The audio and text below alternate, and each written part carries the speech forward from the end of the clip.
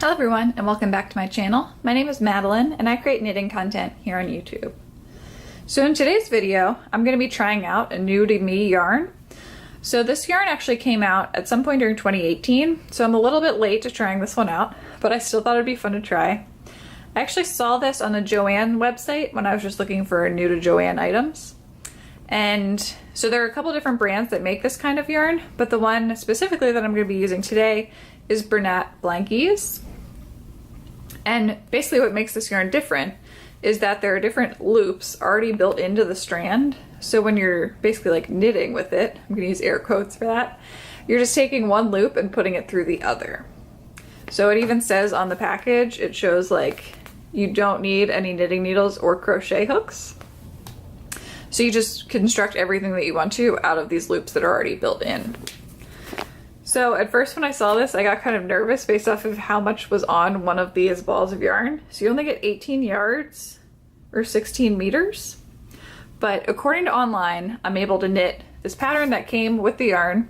They have this on the Yarnspirations website, which is the company that makes this yarn. It's called the Easy Crisscross Cowl. And so I thought this would be a good beginner project for me. And basically along the way, I'm just going to give you my thoughts on knitting with this. So I am a knitter. I don't crochet, but I've only ever watched one video, and it was, they actually have a YouTube tutorial where they show you how to make this exact cowl out of this yarn.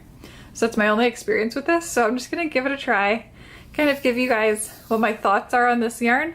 I think it'll be a fun experiment though. I also feel like I saw somewhere that this project was supposed to take somewhere around 2 hours. So we'll see how long this takes me to figure out how to work with this yarn. But it looked like a fun experiment. And they do have this yarn available at a lot of larger craft stores. So I know they have it at Joann's. I also saw it, they also have it through Amazon, a lot of different places. But I'll be sure to link this yarn, of course the pattern I'm using, which, as I said previously, they have this posted online for free, and then they also have a whole YouTube tutorial for it. So I'm not giving away any information that you have to pay for or anything. But I'll link both this pattern and the tutorial down below in case you want to knit this specific one. I keep on saying knit, but I guess it technically isn't knitting. But yeah, let's get started and see how it goes.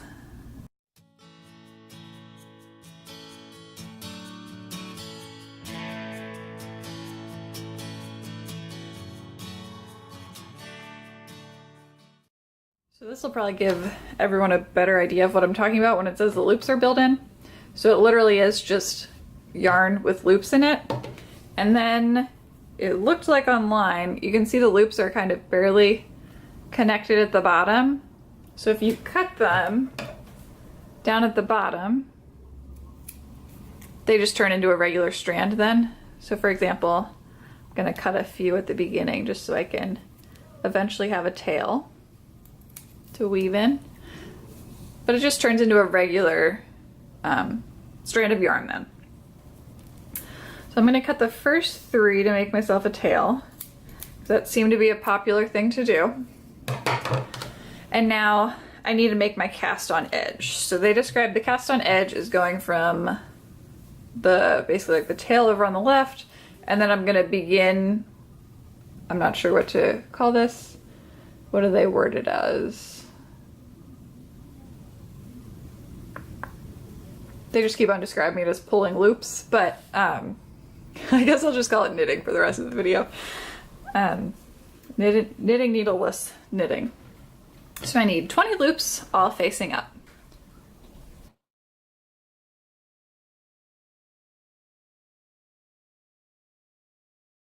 Okay, so I have my 20 loops, and now I'm going to begin working the first row.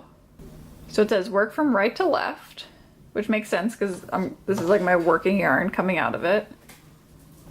Okay, so this first one actually starts off with one of the little crisscross moves. So I need to put my 20th loop in front of my 19th loop.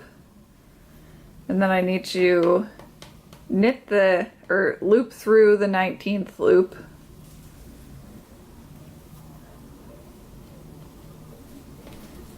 Then take a new loop and go through the 20th loop.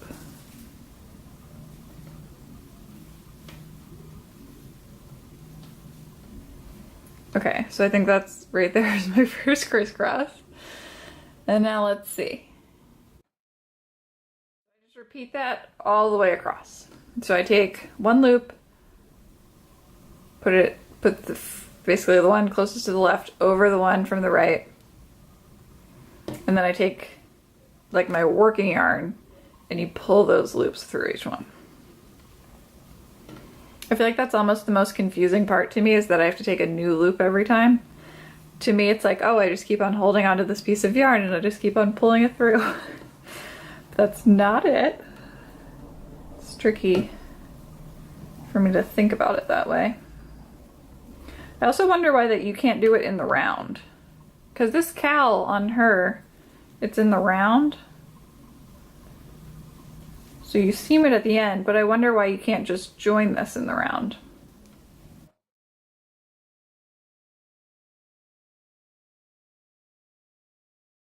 I feel like what might have been smart on my first row is if I had marked off 20 of these loops, so then I knew if I had actually used 20 of them. Because I feel like somehow I'm gonna lose a loop on the back, or like when I'm feeding these ones in, I'm gonna miss one somehow, and then there's just gonna be a little loop hanging off somewhere. So on my next row, I might try that one. Okay, so I've gone across my first row, and now they always say to rearrange all these and pull them a little tighter so that they're all basically realigned and facing upwards.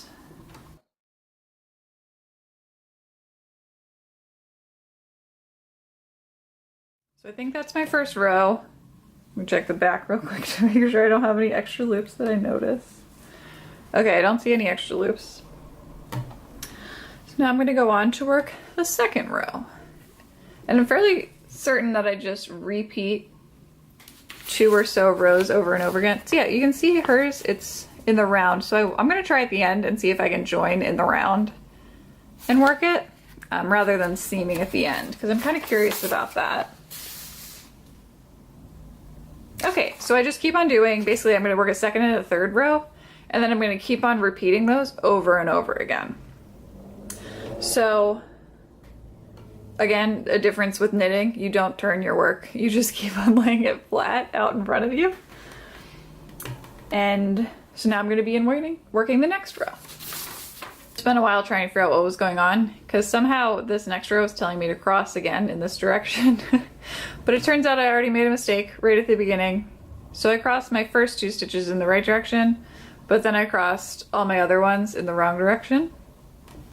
So now if I had crossed them all going one way, then I would have just switched the next row to going the other way. But since this one's messed up, I'm just going to go back to that row again, my first row, and work across that one again. So now I get to see how easy it is to pull them all out.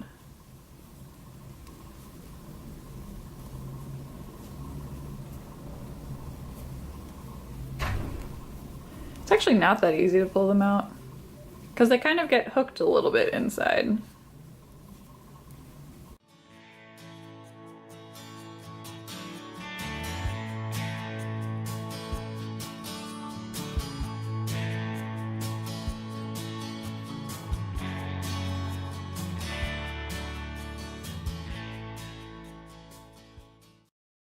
I also realized something as I was going. You don't actually have to uncross to like go back. So I crossed this one in the wrong direction. You don't actually have to go back to fix them, because you can just uncross the 2 that you did the incorrect way, recross them, and then re-weave in those ends. So that's pretty handy. Okay, so there's my first row. Got it right that time. So now I'm gonna go and work row 2 across the other way. And into my second problem. So you're supposed to leave the last stitch unworked, but somehow I finished with a set of 2. So essentially I missed 1 stitch somewhere in here. And how I'm trying to find it is I've basically just gone across and tried to match up every crisscross that I did. So like there's a crisscross, another one, and then right here, loop right here. So that's definitely where it happened. I'm gonna go back to there. Okay, so now I've got row 2. So just for reference, the timer on my camera actually says it's been 26 minutes since I started this. Because I know there'll be a lot of fast forwarding in this. So this is my just about half an hour update. So I'm gonna keep on working this, and then I'll let you know once I've gotten a little further. I've now continued looping for a couple hours, and I think I'm ready to cast off. So basically how I decided I wanted to cast off was I think I probably only need about 30 loops left about to cast off and then bind together with the other side the way the pattern describes. So I just waited until I had just about that. I'd probably have about 60 here. And the way it describes to bind off in the pattern is to basically go through the same way you would knitting wise, where you take the previous loop, go over the next loop, and then just keep on going like that all the way down the edge. And then once you do that, you take that edge that you just bind it off with, and you basically use more loops to connect the two sides together, so then you create that circle. So that's the way the pattern describes. I'm also kind of curious to see what happens if instead of casting this off and then using new loops to put them together, if I just take these loops that are already here, put them through this edge, and then cast off, what happens. So I'm just kind of curious if that second method would create a less bulky edge. So I'm going to try it both ways. First, I'm going to try it the way it's written in the pattern, and then the second way, I'm going to try it that way I just described. So I'm going to take out that cast off edge, and then I'm going to go back through the steps again. So first, let me finish going across this edge.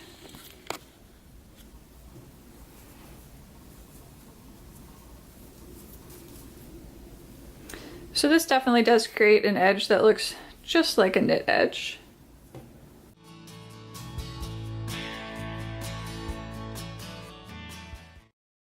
Now that I've gone all the way across, I'm going to put the wrong sides together. It'll probably be easier if I flip this around.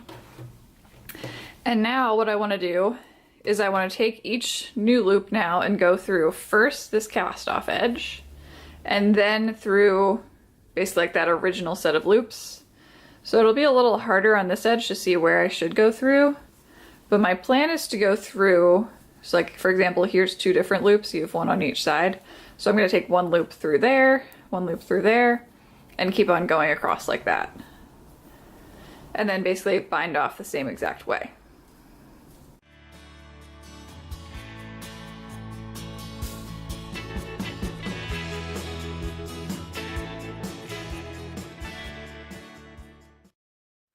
So far it looks like it's working. It's a little bulky, but I'll catch you back up once I finish going all the way across. Here's my cast off edge after I went all the way across. Really, I guess I should call it my bind off edge. You can see it's quite bulky, but that's all right. It'd be on the inside of the cowl anyway. So that's on basically the inside, and then from the outside, looks like this. So you really wouldn't notice that at all if you just had it in the back. And so the bottom edge isn't very stretchy. The center is fairly stretchy, like you can get some pretty good pull on that. And then top edge is about the same as the bottom edge. So I feel like it does have a bit of a drawback there, because I mean, in regular knitting, right, the loops can adjust sizes based off of the loops around it. But in this, all your loop sizes are set. So I feel like you do lose some of the stretch. Going the other way, again, it's not very stretchy. That's about as far as I can get it. So I feel like that's to be expected though, because essentially everything's already set. So it's hard to make it more elastic. So yes, so now that I've tried this method, I'm going to go back, take this cast off edge out, cast off and bind off out, and then I'm going to go back and show you the second way I'm going to try this, and then we can compare the two. I'm back to my cast on edge, so now I'm going to flip my work around. And now the method I'm going to try this time is I'm just going to take these edge loops and just thread them directly through basically the same places I was doing before, each one of those stitches on the other side.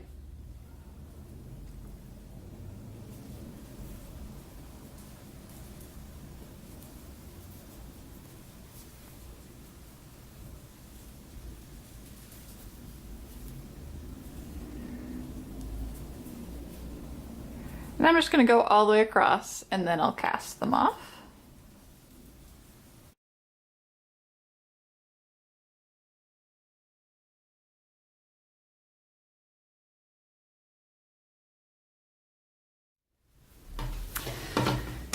And now that I've done that, I feel like I basically have two options. I can either just go across and do the same cast off method I was doing previously.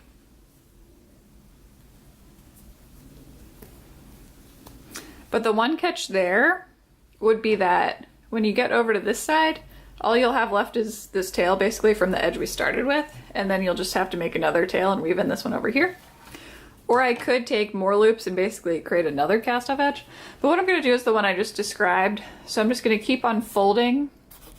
Let me zoom in. I'm just going to take the further loop basically to the left, put it over the next loop to the right, then pull the loop to the right through, and then continue doing that all the way across the edge.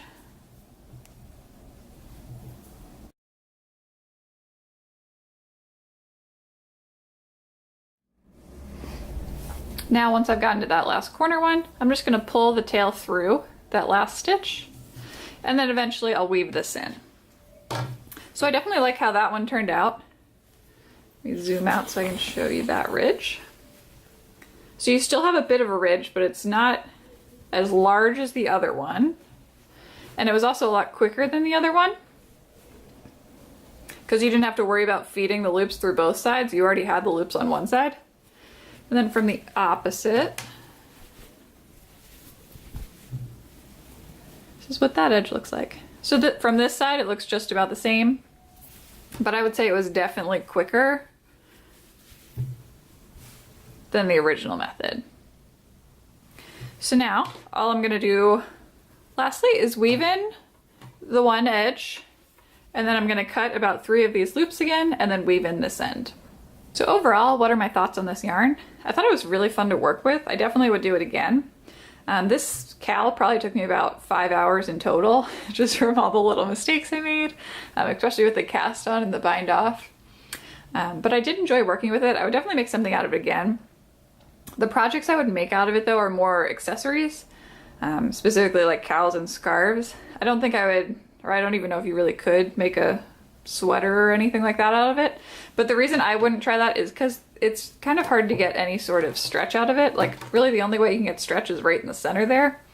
But other than that, it doesn't really stretch in many directions at all. That could also just be this pattern, so I'll have to try a couple other patterns and experiment with that. The one other thing I did want to experiment with is joining in the round. So rather than knitting this in a straight line and then binding them together, I'm kind of curious to know if I could have laid it out this way and then knit up or looped up. But I definitely did have fun. I also think this is a good project because the startup costs to looping rather than knitting are much lower. So with knitting, you need a lot of different needle sizes, different needle lengths, straight needles, circular needles. This, you just need the yarn, which is a really, really, really nice bonus, right? So if you were like on a trip or something and just wanted a quick project to work on, I feel like this would be perfect because all you need is the yarn. But yeah, if you have any questions about my experience working with the yarn or any of the things that I tried showing in this tutorial, the things I've experimented with, leave them in the comments down below and I'll be happy to answer them. I hope you enjoyed this video. It's a little different than my regular style. And if you did and you aren't subscribed yet, feel free to subscribe down below. Thanks for watching.